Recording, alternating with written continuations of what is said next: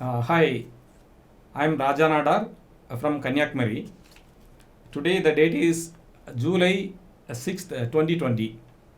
Dear brothers and sisters, you may have heard of the dual brutal murder in south part of Tamil Nadu. The town name is Sathangulam, where father and son were brutally murdered by the police on 19th of June last month.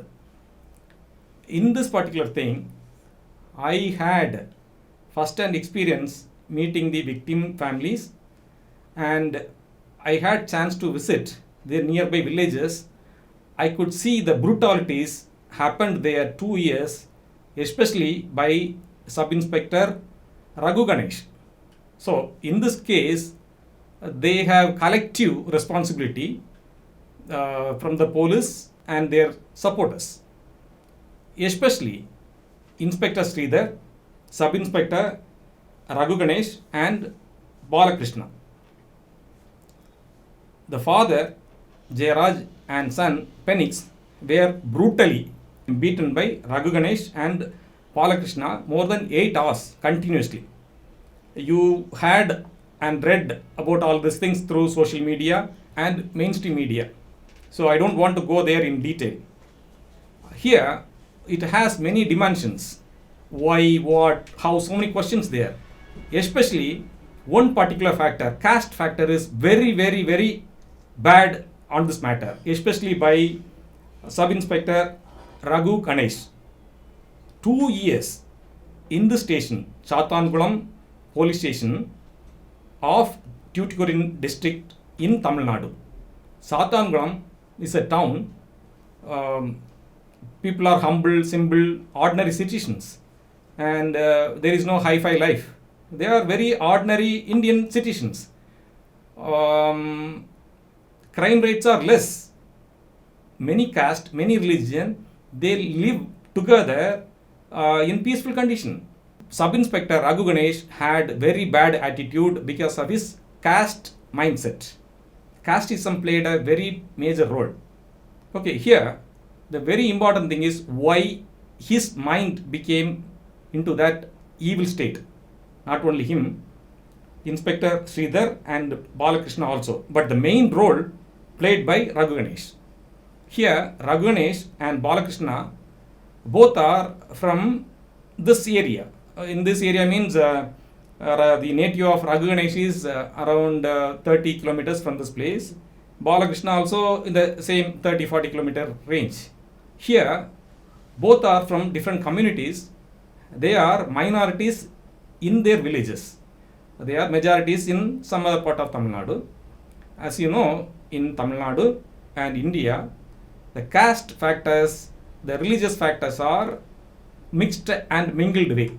In some areas, some caste or some religion, they are majority.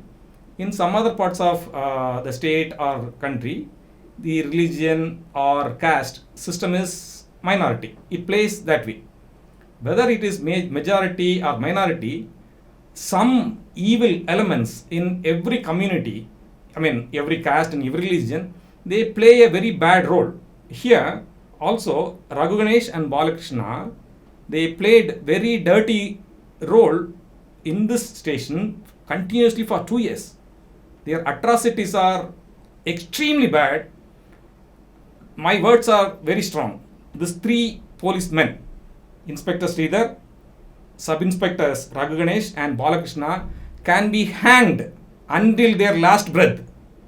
They can be cut into pieces. My words are very strong, but they deserve that kind of death. They did that much. Raghu Ganesh made a woman nude and did beat her for hours. Can you accept it? Is this India what we want?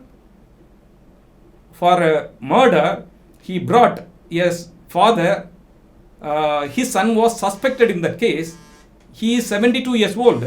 He was made nude by Sub-Inspector Raghu Ganesh and he was beaten the whole night. In this case, Jayaraj and Penix died. Many people did not die on the spot. They died after days and weeks because of the brutal beating. So this three cold-blooded murders had years of experience doing all the things at one night. It became as a brutal murder. If this did not happen, we could have no chance to know about this brutality. Okay, let me come to the point. Why this evil casteism made them to do? This is the responsibility of the society. Because in the place we are born and raised, they are minorities. It's more possible majority caste or other castes financially or in some other ways powerful than them probably insulted Raghu Ganesh and Balakrishna from their young ages. That wounds became harder, stronger over the years of their experience. When they became a policeman, they took this as a revenge and brutally treated other people based on caste basis. So, this is not the first incident and this is not the last incident.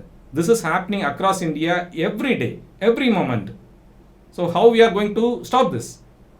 Do you think that we are a very ordinary, simple citizen? No.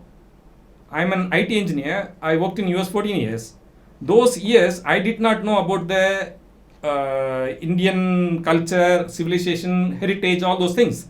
For the past 2 years, I have been reading about Indian history, Tamil culture, all those things.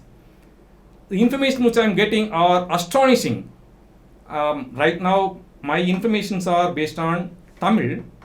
I assume this could be available in other cultures also. Culture in the sense other languages, other states also.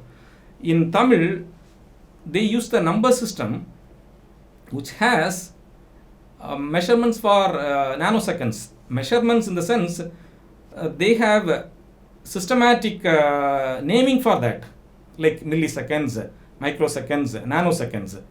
As you know, right now we don't have anything to measure nanoseconds.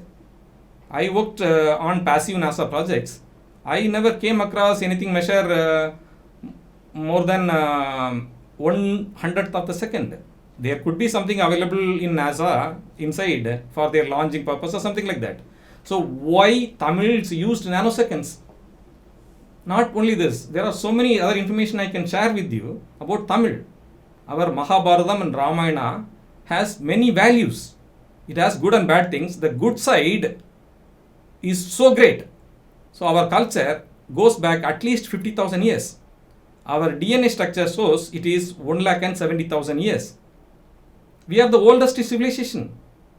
Some of the old Sangam text says that 7,000 to 8,000 years ago, a Tamil society lived which did not know the meaning for, let me say in Tamil, kolai, kollai, karpalippu, murder, robbery, rape.